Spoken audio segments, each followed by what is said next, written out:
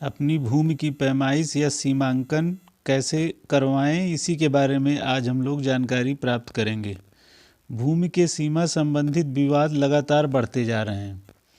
जैसे किसी ने आपकी ज़मीन या भूमि पर कब्जा कर लिया है, या भूमि की सीमा या मेड़ तोड़कर अपनी ज़मीन में मिला लिया है। आपका नाम कागजात में तो है, लेकिन ज़मीन किसी और के कब्जे में है। अगर आपको लगता है कि खतौनी में जिस गाटा संख्या का जो रकबा दिया गया है वह मौके पर उतना नहीं है, तो आप इसके लिए एक कानूनी प्रक्रिया द्वारा सीमांकन या हदबंदी, जिसको पक्की पैमाइश या मेड़बंदी भी कहते हैं, उसको करवाने के लिए उत्तर प्रदेश राजस्व संहिता 2006 की धारा 24 के अंतर्गत पत्र दे सकते हैं।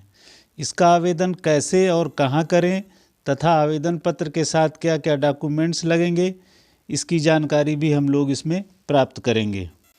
खातेदार एक या एक से अधिक समीपस्थ गाटों के लिए सीमा विवाद निस्तारण के लिए आवेदन पत्र 2 प्रतियों में उप जिलाधिकारी को प्रस्तुत करेगा, जिसमें निम्न विवरण अंकित होना चाहिए। पहला, गाटा का विवरण, गाटा संख्या, खातेदार का नाम, पता एवं गाटे का क्षेत्रफल। एक से अधिक खातेदार हैं तो सभी खातेदारों का विवरण देना होगा। दूसरा, समीपस्थ गाटों का विवरण, इसमें भी गाटा संख्या, खाते नाम, पता। एक से अधिक खातेदार हैं तो उनका भी सभी का विवरण देना होगा। आवेदन पत्र के साथ निम्न अभिलेख या डॉक्यूमेंट्स लगाने होंगे। पहला, आवेदक के आधार कार्ड की फ़ोटोकॉपी। दूसरा, खसरा खतौनी, जिसको अधिकार अभिलेख भी कहते हैं, की नकल की कॉपी। तीसरा, नक्शा की कॉपी। इसके अलावा राजकोषीय कोषागार में ₹1000 की फीस की जमा का चालान या रसीद की कॉपी लगानी होगी। सीमांकन के लिए आवेदन पत्र प्राप्त किए जाने पर उप जिला अधिकारी कार्यालय में उसी दिन या अगले कार्य दिवस पर वाद दर्ज कर नोटिस जारी करेंगे, जो तहसीलदार के माध्यम से राजस्व निरीक्षक को प्राप्त होगी। राजस्व निरीक्षक, लेखपाल या अन्य किसी माध्यम से संबंधित खातेदार को नोटिस तामील करवाएंगे। खातेदारों की अनुपस्थिति में नोटिस खातेदारों के वयस्क पारिवारिक सदस्य को तामील होगी।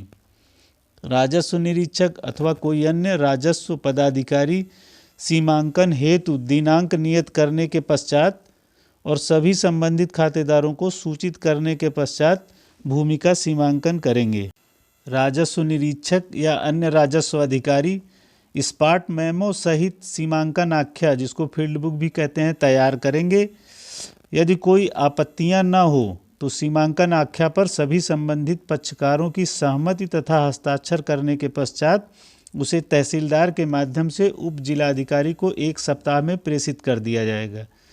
राजस्व निरीक्षक की आख्या प्राप्त करने पर उप जिलाधिकारी सीमांकन आख्या की पुष्टि करते हुए आदेश पारित करेंगे।